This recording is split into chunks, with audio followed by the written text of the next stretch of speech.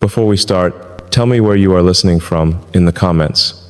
Maybe you are someone who thinks messages addressed to only you are just marketing tricks to make you feel special.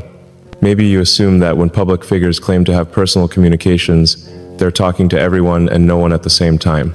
Maybe you have never considered that sometimes there really is something that can only be said to one person at a time, something so personal that it loses its meaning when shared with a crowd. This conversation is for you. I want to tell you something that I've never said publicly before, something that I can only say to you directly because saying it to everyone would change its meaning and destroy its power to help the specific person who needs to hear it right now. This is not about business announcements or future plans or any of the public topics that people usually associate with my communications. This is about something much more intimate and immediate, a recognition that you are facing a choice right now, at this exact moment in your life, that will determine everything about who you become and what you're able to contribute to the world in the years ahead. Today, I want to share this message because I believe you are the person who needs to hear it, not because you're part of a demographic or because you fit a profile, but because something about your current circumstances has brought you to this conversation at exactly the moment when this information could change the trajectory of your entire life. The message I have for you is simple but profound. You are about to give up on something that matters more than you realize, and giving up right now would be the biggest mistake of your life. I know this because I can see the signs that you probably can't see in yourself. You've been working towards something important, not necessarily a career goal or financial target, but something deeper that represents who you want to become and what you want your life to mean. But you've been facing obstacles that feel overwhelming, setbacks that seem to indicate you're not capable of achieving what you set out to do, and criticism or indifference from people whose support you thought you could count on. You've started to question whether your goals were realistic, whether you have what it takes to succeed, whether the effort you've been putting in is worth the cost in time, energy, and emotional stress. Most dangerously, you've begun to rationalize giving up by telling yourself that your original aspirations were naive or grandiose, that adapting to more modest expectations is actually maturity rather than defeat. But you're wrong about all of this, and I need you to understand why before you make a decision that you'll regret for the rest of your life. The thing you're thinking about giving up on is not just a goal or a project or a dream. It's the part of you that believes you can create something meaningful, that refuses to accept limitations that other people take for granted, that sees possibilities where others see only obstacles. If you abandon this now, you won't just be changing your plans or adjusting your timeline. You'll be killing the most valuable part of your character, the part that makes you capable of contributions that no one else can make. I've been where you are right now. Multiple times, actually. There have been moments in building every company when continuing seemed impossible, when the rational choice appeared to be cutting losses and moving on to something more achievable. Tesla and SpaceX were close to bankruptcy. I had invested everything I had from previous successes, and I was facing the possibility of losing not just my companies, but my personal wealth and reputation. Friends and advisors urged me to focus on saving one company instead of trying to save both. The logical choice was to accept that I had overextended myself, to acknowledge that trying to revolutionize both the automotive and space industries simultaneously was more than one person could handle. But something inside me refused to accept that logic, not because I was confident about success, but because I understood that the work itself was more important than my personal comfort or financial security. I realized that if these companies failed because I gave up, rather than because the problems were genuinely unsolvable, I would never forgive myself. I would always wonder what might have been possible if I had found a way to persist through the difficulties. More importantly, I understood that the person I would become by giving up would be different from the person I would become by continuing to fight for something I believed in, regardless of the outcome. The choice wasn't really between success and failure. It was between becoming someone who abandoned his deepest commitments when they became difficult, or becoming someone who maintained his values and vision, even when doing so required sacrifice and uncertainty. That realization changed how I thought about the obstacles we were facing. Instead of seeing them as evidence that our goals were unrealistic, I began to see them as the price of attempting something meaningful, the resistance that proves you're working on something that matters. This is what I need you to understand about your current situation. The difficulties you're experiencing are not signs that you should give up. They're signs that you're working on something important enough to be difficult. Easy things don't change the world. Comfortable challenges don't develop the kind of character that enables extraordinary contributions. The resistance you're facing is not random bad luck, but the inevitable response of a world that resists change and innovation. Most people give up at exactly the moment when persistence would have made the difference between ordinary failure and extraordinary success. They interpret difficulty as evidence of impossibility rather than as evidence of significance. But you have the opportunity to be different. You can choose to see your current challenges as the cost of attempting something worthwhile, rather than as reasons to lower your expectations or abandon your goals. The specific thing you're considering giving up on might seem like just one project or goal among many possible alternatives, but it's not. It's the manifestation of your belief that you can create something valuable, that your efforts can make a difference, that the world can be improved through persistence and innovation. If you abandon this belief now, you'll find it much harder to access it again in the future. You'll have taught yourself that when things become genuinely difficult, retreat is the reasonable response. But if you persist through this challenge, you'll prove to yourself that you're capable of continuing when continuation seems impossible. You'll develop the kind of resilience and determination that makes future challenges more manageable rather than more intimidating. This isn't about blind optimism or refusing to acknowledge real limitations. It's about understanding the difference between obstacles that require new strategies and obstacles that require abandoning worthy goals. Most of the barriers you're facing are solvable if you're willing to approach them creatively and persistently. The question is not whether solutions exist, but whether you'll continue working to find them when the work becomes uncomfortable or uncertain. I'm telling you this because I can see something in your situation that you might not be able to see. You're closer to breakthrough than you realize. The progress you've made, the skills you've developed, the understanding you've gained, these represent investments that will be lost if you give up now, but that will compound rapidly if you continue. The next 6 months of your life will determine whether you become someone who perseveres through significant challenges or someone who retreats when persistence becomes difficult.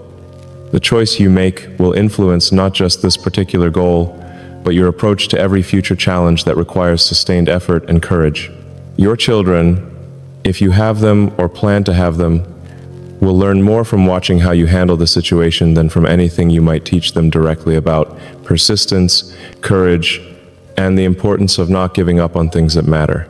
The people who believe in you are counting on you to prove that the faith they've invested in your potential was justified. But more importantly, the part of yourself that set these goals originally deserves the chance to see what you're actually capable of achieving when you refuse to accept defeat. That realization changed how I thought about the obstacles we were facing. Instead of seeing them as evidence that our goals were unrealistic, I began to see them as the price of attempting something meaningful, the resistance that proves you're working on something that matters. But let me tell you about the specific moment when I almost gave up completely, because I think you're in a similar place right now and you need to understand what that moment taught me about the difference between temporary defeat and permanent failure. It was the 23rd of December, 2008. I was sitting alone in my office at SpaceX at 11 p.m., staring at a computer screen showing our bank account balance. We had enough money to operate for maybe 6 more weeks. 3 rocket launches had failed, each one taking millions of dollars and months of work with it. The media was calling me a dilettante who was wasting money on fantasy projects. Engineers were leaving to work for companies that could actually pay their salaries reliably. My own board members were suggesting it was time to cut our losses and focus on more achievable goals. But the worst part wasn't the financial pressure or the public criticism. The worst part was the voice in my own head that had started saying, maybe they're right. Maybe you've been fooling yourself about what's possible. Maybe the smart thing to do is admit this isn't working and move on to something more realistic. I had reached the point that I think you're at right now. The point where continuing feels like stubborn denial of obvious reality, where everyone around you seems wiser and more practical than you are, where your original vision starts to feel naive and embarrassing. That night, I found myself writing an email to our team announcing that we would be scaling back operations and looking for buyers for our assets. I actually typed out most of the message, explaining that we had learned valuable lessons, but that market conditions and technical challenges had proven too difficult to overcome. But before I sent that email, I did something that changed everything. I printed out the original mission statement I had written for SpaceX 5 years earlier, the document that explained why I believed making life multiplanetary was essential for humanity's long-term survival. Reading those words again, I remembered the clarity and conviction I had felt when I wrote them. The problems we were trying to solve hadn't become less important because our rockets kept exploding. The need for backup plans for human civilization hadn't disappeared because we were running out of money. What had changed wasn't the mission, but my confidence in my ability to accomplish it. I had let temporary setbacks convince me that permanent goals were unrealistic. As I sat there holding that mission statement, I realized that giving up wasn't really about accepting practical limitations. It was about choosing who I wanted to be, someone who abandoned his deepest commitments when they became difficult, or someone who continued working on what he believed was important regardless of how hard it became.